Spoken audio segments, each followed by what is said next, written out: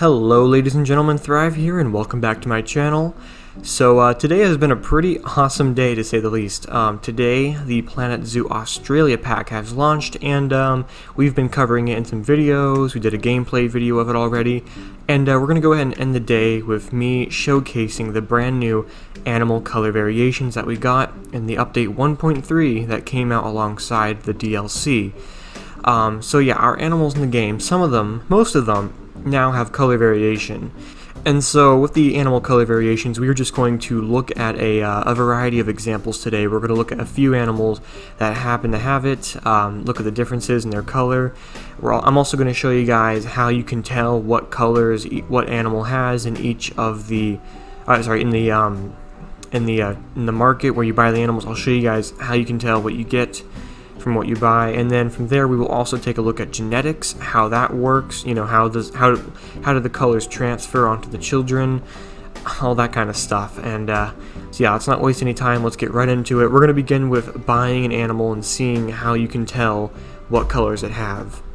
Okay, so we're at one of the exhibits towards the back, and as I said, we are going to take a look at how you can tell the colors apart.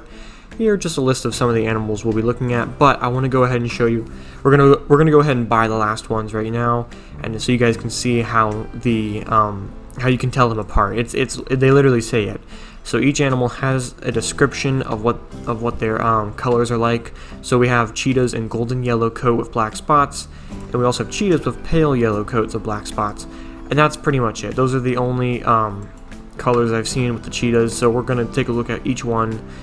Can't promise I reach every single color with every animal we look at today, but I tried to find as many as I could for each one. So let's go ahead and look at the cheetah.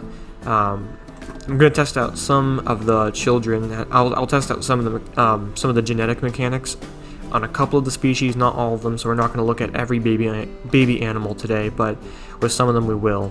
So let's go ahead and send these two into the exhibit. And here we are with the cheetahs. So I have yet to take a look at what the cheetahs look like with the color variation, but so far our male here looks a lot like the cheetahs we're used to. But how about his eventual fiancée? Let's take a look. Oh, freaking barriers. Alright, here we go. Now I can see a difference if we just pause the game for a moment. As you can see, the female here, she has, as it says in the description, yeah, a more golden coat. Actually, oh, golden. I'm not gonna lie, I thought this was the pale one because, well, it looks more pale. I thought this was the golden one, but I guess this guy right here, his name, Obeek, weird name. He's the pale one with black coats, black spots, sorry, and, of course, Rashida, that's a cool name, is the golden coat with, black spots. So, as you can, I mean, the difference here is obvious. You can just see it, and that's pretty much the sum of it. And some species, if you guys read the forums, you would know that some species will come in a variety, or sorry, they come in 3 different tones. There's 3 different levels of animal color variation. There's, I know there's easy. There's, you know, I'll just let the pictures show. I'll let the pictures tell you. And from each of these, you know, some species will have more color variations than others. Some won't have them at all. You know, not every animal has the color variation. Actually, after looking at all the animals, a lot of them do not. You'd be surprised. We're not going to look at the ones that don't, but I'll just give you guys some examples. Polar bears do not. I believe zebra do not. You know, and then of course all the tank animals, they do not. Animals that don't actually show proper color variation in the world, and or live in more dense parts of the world where they're not seen as obvious, not seen as usual, and of course the tank animals. So also things like okapis and bongos, they don't have that kind of stuff. But animals like the cheetah here, they do have the very slight color variation. I think these guys are more of a medium, like in the middle, because I've seen, I mean, the difference is obvious, but there's not a whole lot else to it. And also, no, unfortunately, we don't have the king cheetah color variant that people wanted. We just don't have it. Oh well, though, right? We can live without it. So we're going to go ahead and move on to the next animal, which I think will be the, well, since we looked at a medium one here, let's look at let's look at one more medium. Let's go ahead and look at another one in the middle. How about we do the Baird's tapir? Alright, here we are with these guys. Now, just like the cheetah, they're more in the middle in terms of coloring. There are 2 color variants. We will look at them in a moment. Also, I will, as I said before, we're going to look at the babies eventually for 1 or 2 of the species, not all of them. But anyway, though, so here is the regular Baird's tapir we're used to. As you can see, it's the one that we've always known, and it's described as a dark brown coat. Now, we also have a new Baird's tapir skin. We have a fully black coat, which looks really cool. As it says in the description, black coat. So, you know, that's some creatures will be designed like that, where it just comes in 2 coats. Pretty obvious 2 coats. Some will have more advanced colorings. Of course, we will look in a little bit at the llamas. I think we're going to end with the llamas because they are the most exciting of all the animals. Like, straight up, they have the most work put into their color variations. I don't even know why Frontier didn't show them when they were talking about all this. It would have definitely pulled people a bit closer to it because of I'll just tell you guys right now, the llamas look amazing. And then, of course, there are others that just aren't super obvious, you know. And I must say that at least the Baird's tapirs aren't like super obvious from a distance, but you can just see the difference, right? One's more black, one's more brown. It's nice. This kind of thing gives more characterization to our animals. You know, if you're building a zoo and you want to get attached to your animals, if you have a Baird's tapir exhibit, you know one is more black, one is more brown. You can differentiate them a bit more and get attached to them more because the animals in the game are very impressive and feel real to an extent. So this just is an extra mile to help you feel like they're more important. And then also, while all that is well and done, you know, it's not a fully in-depth system. I'll just let you know right now, it's not, you know, real. They did what they could with the time they had, and it's actually pretty cool because it's not like they even had to give us color variation. Anyway, though, I think we've looked long enough at the Baird's tapir. Let's take a look at the next species, which I think we'll look at a more obvious species variant. How about the African wild dog? Here we are with the painted dogs, and you know what? I think that other name, painted dog, really fits with them right now. So the painted dogs are one of the more major color variations in the game. They have one of the more major sets. They come in, I've seen so far 3 colorings. Most animals either come in just 2, 3, or just none at all. So we have white, black, brown, molted fur. We have yellow, black, brown, molted fur. And then I can't tell which one's the original because the other one over here looks a lot like that last one, but it is different. Oh, actually I can see it. This one's a bit more orange. We have the rusty red, black, and white molted fur. So, yeah, again, some animals are just going to be more obvious than others, and that's really cool. Now, I said some species don't have the color variation, and it is true, but every single creature in the trade market does have a description on them, so don't get confused if you think certain ones have. For example, the Nyala is a good one to look at because it has different descriptions to it, which at first in my mind I was like, oh, cool, they got color variation, but of course I was just being stupid. It's just describing the difference in the males and females. Really, it's still the exact same. There's nothing changed. So you can't be tricked by that too well. Just know that every single creature or every single habitat animal in the game now has a color description, whether or not there's a difference. So the species that are more dimorphic, you can tell the males and females apart.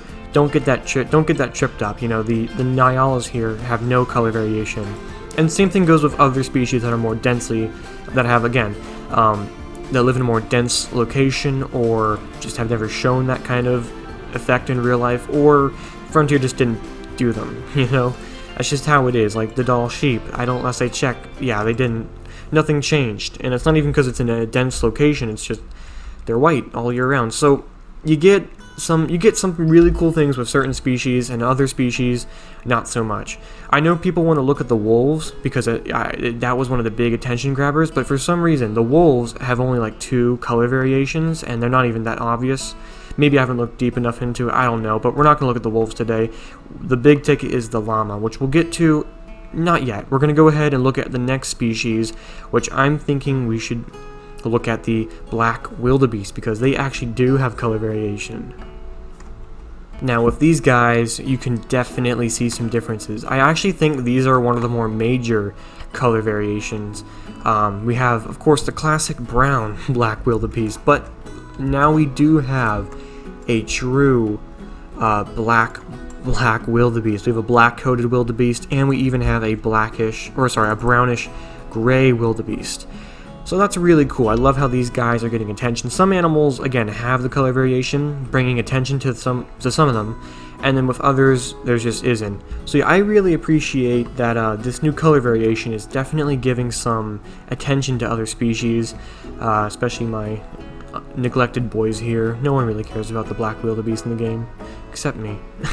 I like them. I just like them. They're cool. So yeah.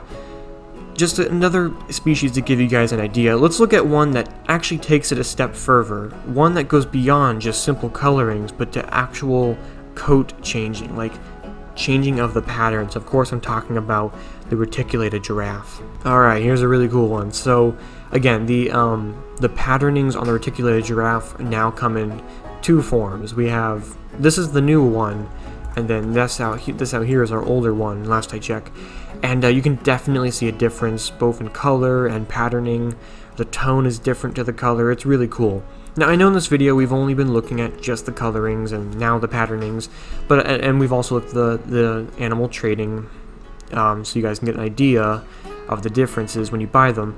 But I promise we will look at genetics. For example, I just got the notification that we'll have some African wild dog puppies soon, so we will take a look at the difference in the babies, which there is a genetic transfer when the children are born. I know they take the patternings of one of their parents, and it's really cool. And then sometimes they will even get one from species that are similar to them. But anyway, though, again, with the giraffe, they look really cool. You can definitely see the difference, and I can just imagine looking at a whole entire giraffe exhibit from a distance. It's gonna look so cool to see a variety of different looking giraffe, like just enjoying the whole home. It really does, like I said before, bring a whole characterization to these really well done animals. So Frontier, just massive props for giving us this whole entire new system. It's really well done for the most part. As I also said before, not fully in depth, but you know, besides that, it's just great to have in general. So now that we've looked at the giraffes, we've looked at the black wildebeest, the painted dogs, the cheetahs, and the Baird's tapirs, we're going to go ahead and conclude the color showcasing with one more species. Of course, one of the huge ticket ones. Of course, I'm talking about the llamas. Yep, of course, the llamas look fantabulous. Which isn't, I know it's not a real word, but you know what? Now it is. I just made it a real word. Fantabulous. The llamas look amazing.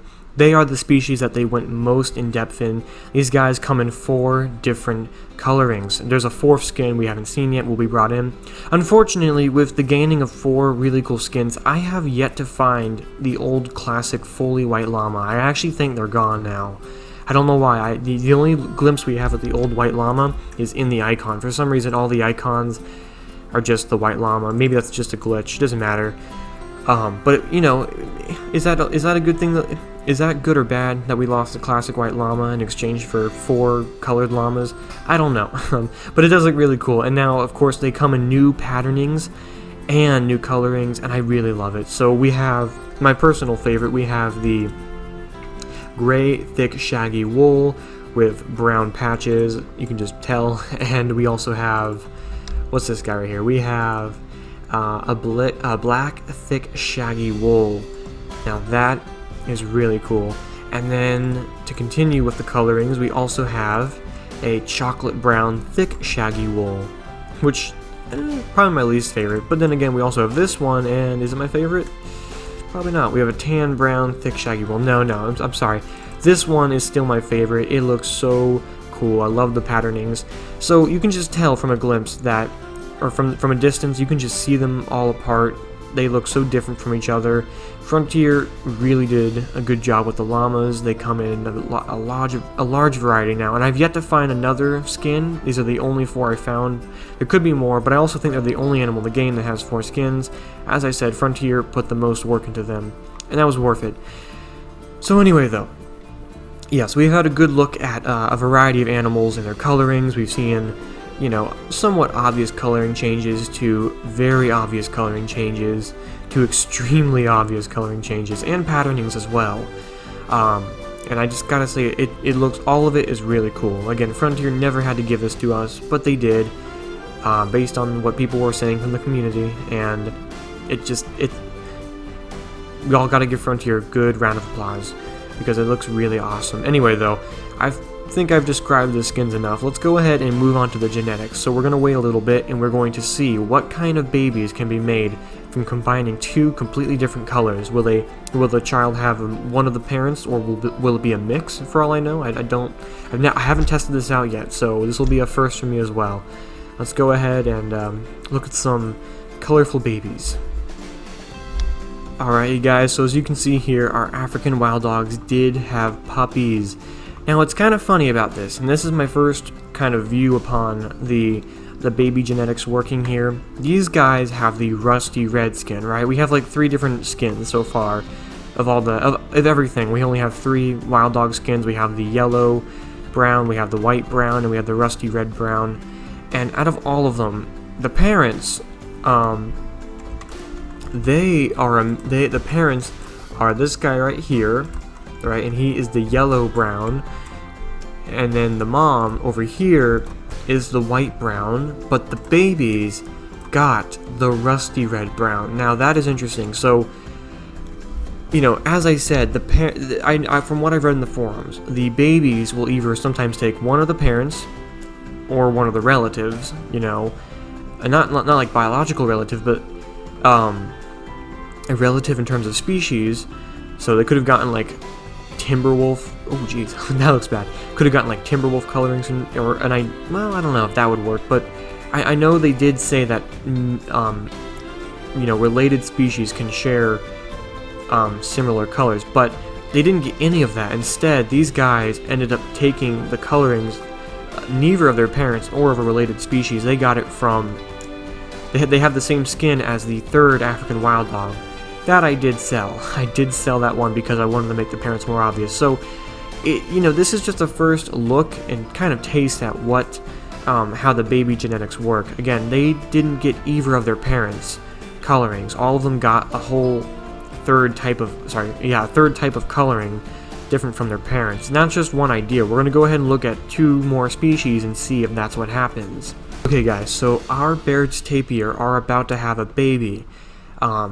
And of course we have the fully black Baird's tapir and the usual brown Baird's tapir. So what exactly are we going to get?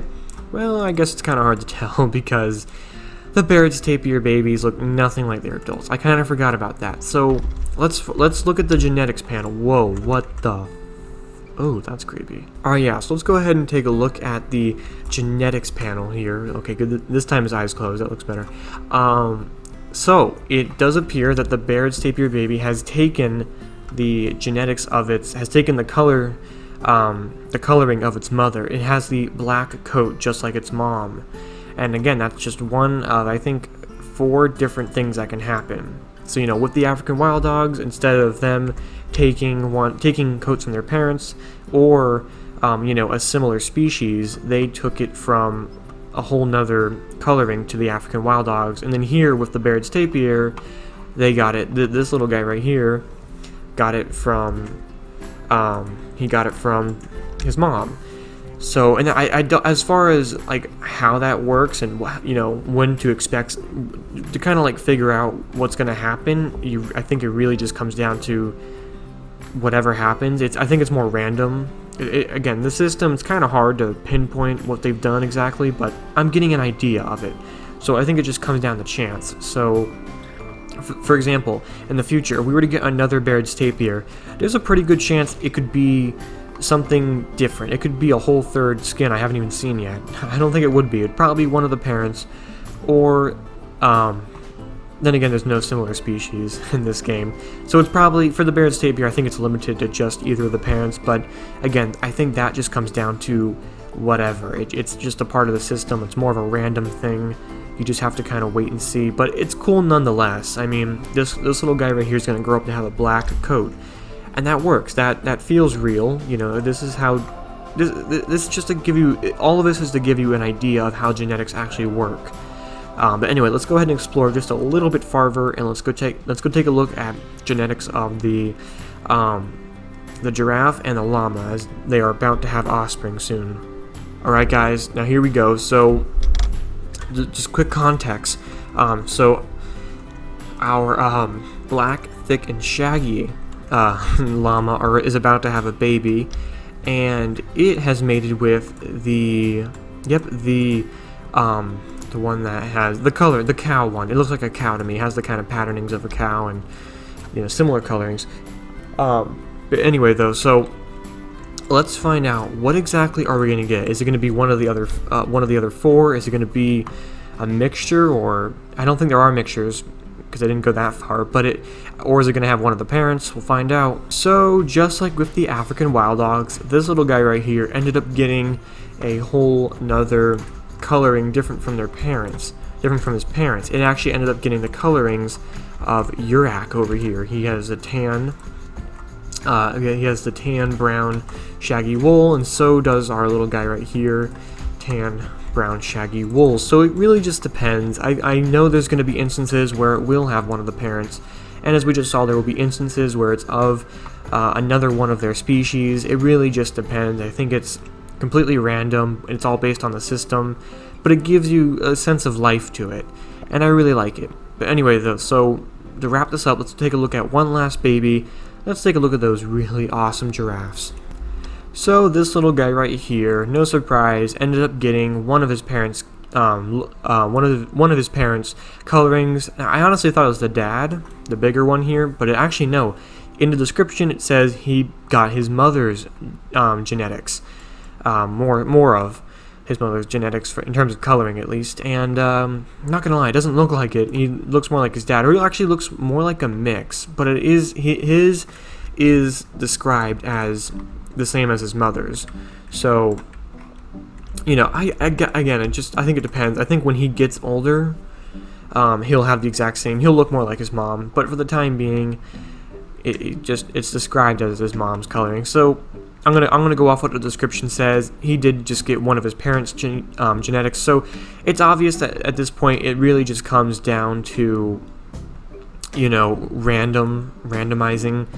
The randomizing in the system. It, you know, when a baby's born, it'll either have, and also depending on how many skins each species has, but it'll have, you know, one of its parents, or if the species has a potential third, maybe even fourth skin, it could take one of those at a surprise.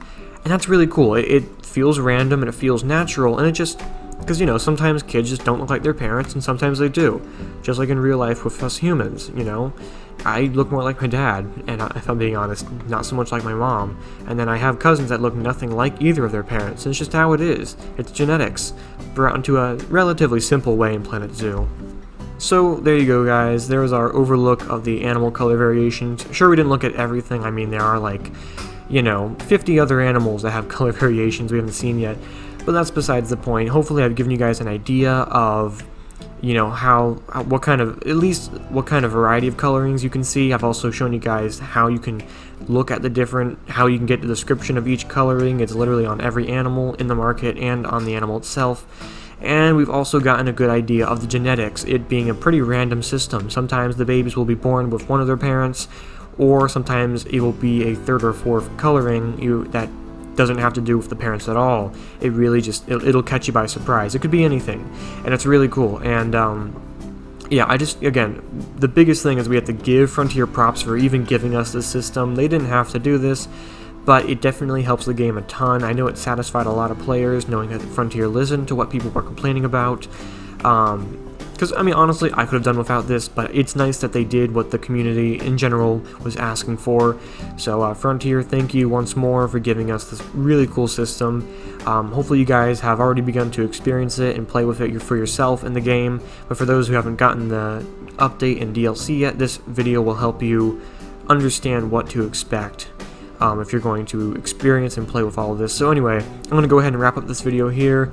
Thank you all so much for watching. Stay tuned for the next couple days where I have hopefully more videos coming out, some really cool things. And yeah, so thank you once more. I'll see you guys all in the next video. Goodbye.